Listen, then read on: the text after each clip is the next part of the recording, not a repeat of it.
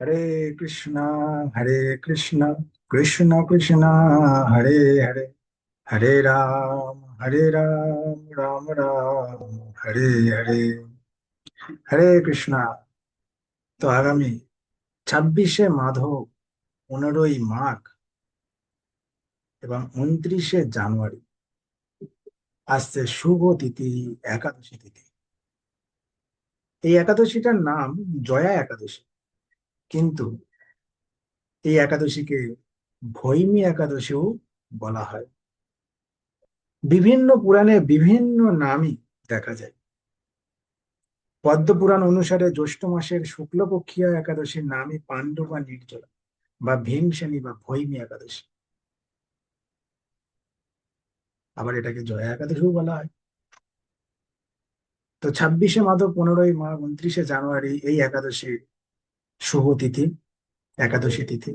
এরা সকলেই পালন করবে। এখন আমি আপনাদেরকে এই একাদশীর মাহাত্ম্য বর্ণনা করে শোনাবো। আপনারা মনোযোগ সহকারে এটি শ্রবণ করবেন। আর যদি ভালো লাগে, এটা সবাইকে শ্রবণ করানোর জন্য শেয়ার করে তাদের কাছে পাঠিয়ে দেবেন। তাহলে তারাও এই মাহাত্ম্য শ্রবণ করে আনন্দ লাভ করবে। এবং একাদশীর মাহাত্ম্য না শ্রবণ করে একাদশী পালন করলে একাদশীর কোনো ফল লাভ হয় না। একাদশীর মাহাত্ম্য শ্রবণ করতে হবে। তো আসুন আমরা মাহাত্ম্য শ্রবণ করি। জয়া একাদশী। মাঘী শুক্লপক্ষিয়া জয়া একাদশী ব্রত মাহাত্ম্য ভবিষ্যত্তর পুরাণে যুধিষ্ঠির শ্রীকৃষ্ণ সংবাদ রূপে বর্ণিত আছে। শ্রী গরুড় পুরাণে মাঘ মাসের শুক্লপক্ষিয়া একাদশী তিথিকে ভৈমী একাদশী নামে অভিহিত করা হয়েছে। গরুড় পুরাণে গরুড় পুরাণে এই একাদশীকে ভৈমী একাদশী নামে অভিহিত করা হয়েছে। কল্পান্তরে বিভিন্ন পুরাণে বিভিন্ন নাম দেখা যায়। পদ্মপুরাণ অনুসারে জ্যৈষ্ঠ মাসের শুক্লপক্ষিয়া একাদশীর নামই পাণ্ডব বা নির্জলা, ভীমসেনী বা ভৈমী একাদশী।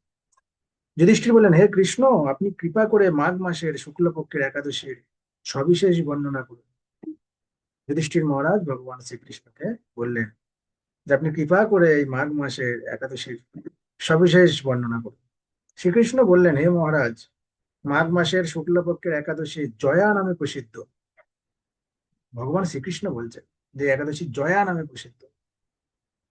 এই তিথি সর্ব পাপ বিনাশিনী, সমস্ত পাপ বিনাশ করে। সর্বশ্রেষ্ঠ, সর্বশ্রেষ্ঠ এটা, পবিত্রা, সর্বকাম ও মুক্তি প্রদায়। এই ব্রতের ফলে মানুষ কখনো প্রেতাত্ম প্রাপ্তি হয় না।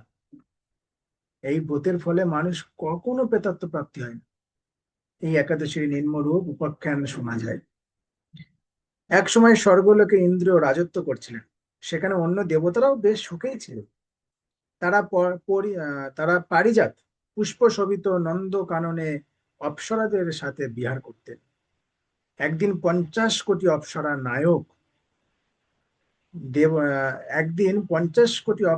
নায়ক দেবরাজ ইন্দ্র স্বেচ্ছায় আনন্দ ভরে তাদের নৃত্য করতে বললেন। নৃত্যের সাথে গন্ধর্বগণ গান করতে লাগলেন। পুষ্পদত্ত, চিত্রসেন প্রভৃতি প্রধান প্রধান গন্ধর্বেরাও সেখানে উপস্থিত ছিলেন। চিত্রসেনের পত্নীর নাম মালিনী। পুষ্পবন্তী নামে তাদের এক কন্যা ছিল। পুষ্পদত্তের পুত্রের নাম মাল্যবান। এই মাল্যবান পুষ্পবন্তীর রূপে মুগ্ধ হয়েছিল। পুষ্পবন্তী পুনঃ পুনঃ কটাক্ষ দ্বারা মাল্যবানকে বশীভূত করেছিল। ইন্দ্রের প্রীতিবিধানের জন্য তারা দুজনেই নৃত্য গীতের সেই সভায় যোগদান করেছিল। কিন্তু একে অপরের প্রতি আকৃষ্ট থাকায় উভয়েরই চিত্ত বিভ্রান্ত হচ্ছিল। সেখানে তারা পরস্পর কেবল দৃষ্টিবদ্ধ অবস্থায় দাঁড়িয়ে থাকলো। ফলে গানের ক্রম বিপর্যয় ঘটল। তাদের এই রকম তাল মান ভঙ্গ ভাব দেখে তারা যে পরস্পর কামাসক্ত হয়েছে, দেবরাজ ইন্দ্র তা বুঝতে পারলেন। তখন ক্রোধ বশে তিনি তাদের অভিশাপ দিলেন, রে মূঢ়, তোমরা আমার আজ্ঞা লঙ্ঘন করেছ। তোমাদের ধিক, এখনই তোমরা পিশাচ যোনি লাভ করে মর্ত্যলোকে নিজ দুষ্কর্মের ফল ভোগ করো। ইন্দ্রের অভিশাপে তারা দুজন দুঃখিত মনে হিমালয় পর্বতে বিচরণ করছিল। পিশাচত্ব প্রাপ্ত হওয়ায় তারা অত্যন্ত দুঃখ ভোগ করতে লাগলো। হিমালয়ের প্রচন্ড শীতে কাতর হয়ে নিজেদের পূর্ব পরিচয় বিস্মৃত হলো। এইভাবে অতি কষ্টে সেখানে দিন যাপন করতে লাগলো। একদিন পিশাচ নিজ পত্নী পিশাচিকে বলল, মাল্যবান মালিনীকে বলল, সামান্য মাত্র পাপ করিনি, অথচ নরক যন্ত্রণার মতো পিশাচত্ব প্রাপ্ত হয়েছে। অতএব এখন থেকে আর কখনো কোনো পাপ কর্ম করব না। এইভাবে চিন্তা করে তারা সেই পর্বতে মৃতপ্রায় বাস করতে লাগলো। মাল্যবান ও পুষ্পবন্তীর পূর্ব কোনো পুণ্যবশত সেই সময় মাঘী শুক্লপক্ষিয়া জয়া একাদশী তিথি উপস্থিত হলো। তারা একটি অসত্য বৃক্ষতলে নিরাহারে নির্জলা অবস্থায় দিন বা নিশি যাপন করলো।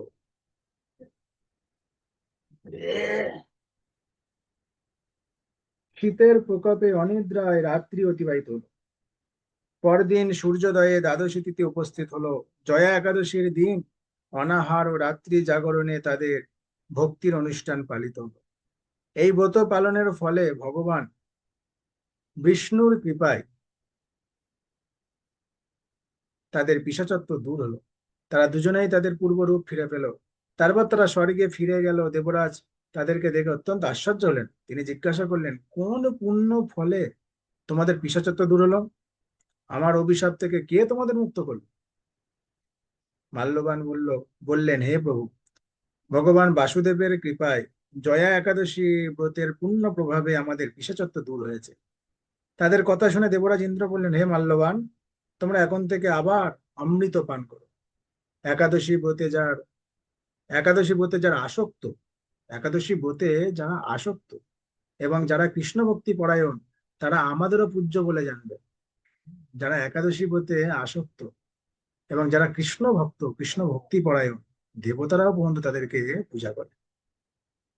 এই দেবলোকে তুমি পুষ্পবন্তীর সাথে সুখে বাস করো। হে মহারাজ, এই জয়াব্রত ব্রহ্মহত্যা জনিত পাপকেও বিনাশ করে।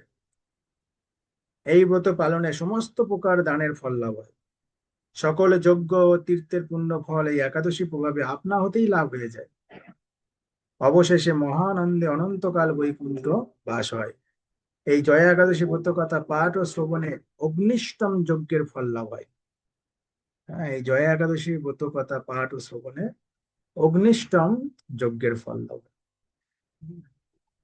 তো আমাদের সকলকে এই একাদশী ব্রত পালন করা উচিত, সর্ব পাপ বিনাশিনী। এবং কি ব্রত কথা পাঠ ও শ্রবণে আপনারা মনোযোগ সহকারে শ্রবণ করবেন, আপনাদের অগ্নিষ্টম যজ্ঞের ফল লাভ হবে।